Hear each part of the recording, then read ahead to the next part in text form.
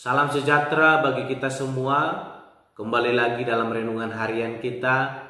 Mari Bapak Ibu kita memuji Tuhan. Kita katakan kusanjung. Kusanjung Kau di tempat tinggi, sebab Engkau Imam besar agung. Kusanjung Kau lebih dari yang lain, dan ku datang menyembahmu, Yesus. Amin. Mari Bapak Ibu kita membuka Alkitab kita dari kitab 2 Raja-Raja pasal yang ke-20 ayat yang ke-12 sampai dengan ke-21. Demikianlah firman Tuhan dengan perikop Hizkia dan para utusan dari Babel. Pada waktu itu Merodak Baladan bin Baladan Raja Babel menyuruh orang membawa surat dan pemberian kepada Hizkia, sebab telah didengarnya bahwa Hizkia sakit tadinya. Hizkia bersukacita atas kedatangan mereka. Lalu diperlihatkannyalah kepada mereka segenap gedung harta bendanya, emas dan perak, rempah-rempah dan minyak yang berharga, gedung persenjataannya, dan segala yang terdapat dalam perbendaharaannya. Tidak ada barang yang tidak diperlihatkan Hizkia kepada mereka di istananya dan di seluruh daerah kekuasaannya. Kemudian datanglah Nabi Yesaya kepada Raja Hizkia dan bertanya kepadanya, apakah yang telah dikatakan orang-orang ini, dan dari manakah mereka datang? Jawab Hizkia, mereka datang dari negeri yang jauh, dari Babel. Lalu tanyanya lagi, apakah yang telah dilihat mereka di istanamu? Jawab Hizkia, semua yang ada di istanaku telah mereka lihat. Tidak ada barang yang tidak kuperlihatkan kepada mereka di perbendaharaanku. Lalu Yesaya berkata kepada Hizkia, dengarkanlah firman Tuhan. Sesungguhnya suatu masa akan datang, bahwa segala yang ada di dalam istanamu dan yang disimpan oleh nenek moyangmu sampai hari ini akan diangkut ke Babel. Tidak ada barang yang akan ditinggalkan, demikianlah firman Tuhan. Dan dari keturunanmu yang akan kau peroleh akan diambil orang untuk menjadi sida-sida di istana Raja Babel. Hizkia menjawab kepada Yesaya, sungguh baik firman Tuhan yang engkau ucapkan itu, tetapi pikirnya asal ada damai dan keamanan seumur hidupku. Selebihnya dari riwayat Hizkia, segala kepahlawanannya dan bagaimana ia membuat kolam dan saluran air dan mengalirkan air ke dalam kota. Bukankah semuanya itu tertulis dalam kitab sejarah Raja-Raja Yehuda? Kemudian Hizkia mendapat perhentian bersama-sama dengan nenek moyangnya. Maka Manasye anaknya menjadi raja menggantikan dia. Amin. Bapak Ibu saudara terkasih dalam nama Tuhan Yesus Kristus, kita kembali merenungkan firman Tuhan dengan tema tetap andalkan Tuhan. Sekali lagi, tetap andalkan Tuhan.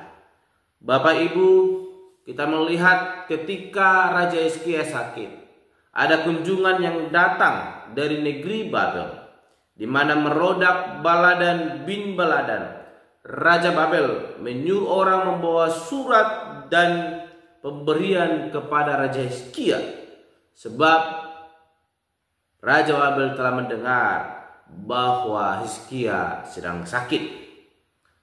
Dan ketika kunjungan itu datang, Hizkia merasa senang dan menyambut kedatangan mereka. Inilah suatu tradisi yang sering kita lakukan dalam hidup kita. Ketika seseorang datang berkunjung ke rumah kita, maka kita akan memberikan yang terbaik.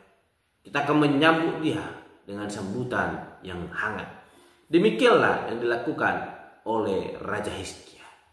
Namun kita melihat di balik semua itu, sambutan yang dipersiapkan oleh Raja Hizkia bukanlah suatu sambutan yang menyambut tamu, namun dia memiliki tujuan. Sebagaimana ketika Nabi Yesaya mengetahui bahwa dari negeri Babel ada sebuah kunjungan ke tengah-tengah kerajaan Raja Hizkia. Dia bertanya, siapakah yang datang dan apa yang telah mereka lihat? Dan Hizkia menjawab di ayatnya yang ke-19, sungguh baik firman Tuhan yang engkau ucapkan itu, tetapi pikirnya asal ada damai dan keamanan seumur hidupku. Hizkia mengetahui bahwa Babel adalah suatu kerajaan yang begitu besar, dan dia berpikir ketika dia menyambut dengan hangat orang-orang yang datang dari Babel dengan cara menunjukkan segala perbedaan yang ada di kerajaannya, yang ada di istananya kepada orang Babel, maka dia berpikir dia akan menjalin kerjasama yang baik untuk menjaga keamanan, kestabilan di tengah-tengah kerajaannya untuk boleh melawan kerajaan Asyur. Bapak Ibu saudara terkasih dalam nama Tuhan Yesus Kristus, kita telah merenungkan firman Tuhan semalam bagaimana Hizkia boleh ditolong Allah ketika dia mengalami sakit dan ketika dia berdoa kepada Tuhan, sekalipun Tuhan telah menetapkan bahwa dia akan mati. Tetapi ketika dia berdoa kepada Tuhan dengan kesetiaannya, dengan hati yang tulus, Tuhan mendengar. Namun hari ini kita melihat bahwa hati Hizkia mulai lari daripada Tuhan. Dalam segala situasi dia tidak lagi mengandalkan Tuhan. Ketika kunjungan dari Babel datang, hatinya terpikat oleh orang-orang Babel. Dia memilih bersekutu dengan orang-orang Babel dan melupakan Tuhan dengan menunjukkan segala apa yang ia miliki kepada orang-orang Babel. Satu pun tak terlupakan, semuanya ditunjukkan kepada orang Babel. Bapak Ibu saudara terkasih dalam nama Tuhan Yesus Kristus, sekalipun mungkin ada tamu agung datang ke rumah kita, mungkin tidak semuanya akan kita tunjukkan. Mungkin kita akan menyediakan sambutan yang begitu mewah, tetapi bukan seluruhnya kita akan tunjukkan kepada orang tersebut. Namun Hizkia untuk boleh memperoleh suatu kerjasama dengan Babel untuk boleh melawan Asyur, dia lebih mementingkan Babel daripada Tuhan yang telah menolong hidupnya, yang telah memperpanjang usianya, yang telah mendengar seruan doanya. Bapak Ibu saudara terkasih dalam nama Tuhan Yesus Kristus, semua ini terjadi karena kekurangan pengetahuan yang mendalam akan kebenaran firman Tuhan. Apakah Hizkia kurang mengenal? Dia mengenal. Bahkan ada nabi yang selalu mengingatkan dia. Pada zamannya Allah terus berbicara menyampaikan pesan ketika Raja Hizkia melakukan kesalahan.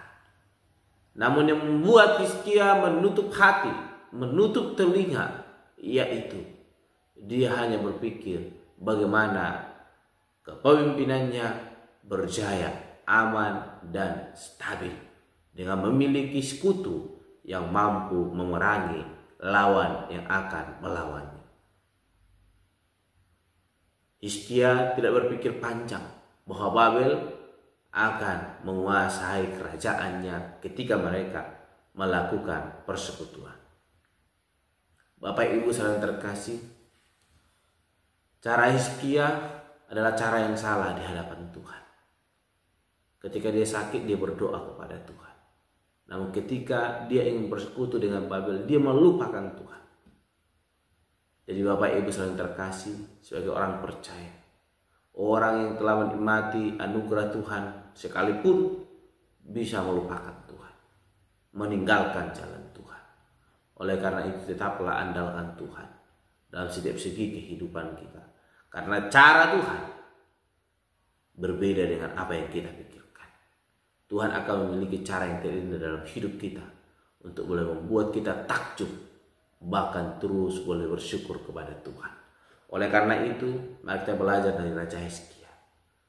Jangan mengandalkan Tuhan, jangan mengandalkan ego kita hanya untuk kepentingan diri sendiri. Tapi tetap berseru kepada Tuhan, sehingga Tuhan memberikan kita hikmat, bukan hanya memberikan keuntungan kepada kita, namun kepada orang-orang sekitar kita juga. Ketika kita boleh melakukan itu, mereka boleh merasakan kasih yang daripada Tuhan Allah. Di akhir kata saya mau katakan, Mari Bapak Ibu tetap andalkan Tuhan. Mari belajar dari Raja Hizkia. Ambil hikmat yang positif. Segala hikmat negatifnya mari kita tinggalkan. Kita hidup di dalam Tuhan Allah. Amin. Mari kita berdoa. Bapa Surgawi, Allah yang kami sembah dalam nama Tuhan Yesus Kristus. Terima kasih Tuhan untuk renungan hari ini yang terus menguatkan hati bahkan iman kami di hadapan-Mu. Tuhan, kami belajar dari Raja Hizkia. Dia adalah orang yang telah diberkati oleh Tuhan. Namun ketika ada kunjungan dari Babel, dia boleh memilih bersekutu dengan mereka tanpa bertanya kepada Tuhan.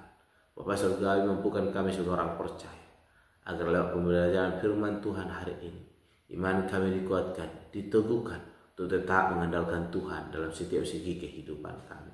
Terima kasih Bapa. Tuhan kami berdoa dan menutup renungan pada hari ini. Haleluya. Amin. Shalom Bapak Ibu. Tuhan Yesus memberkati. Ku sanjung Kau di tempat tinggi, sebab Engkau Imam besar aku. Ku sanjung Kau lebih dari yang lain, dan ku datang menyembah-Mu Tuhan.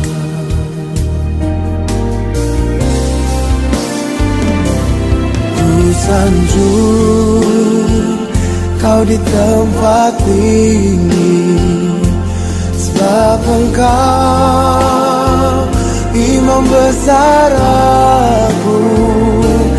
Ku sanjung Kau lebih dari yang lain,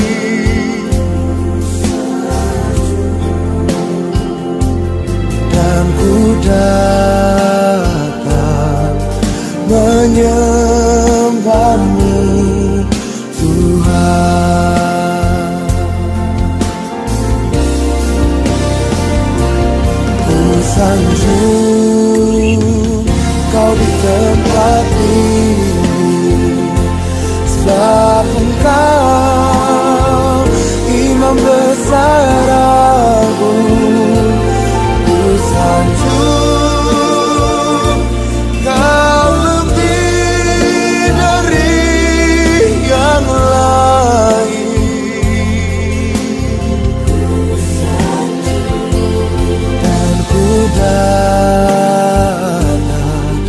menyembah-Mu Tuhan.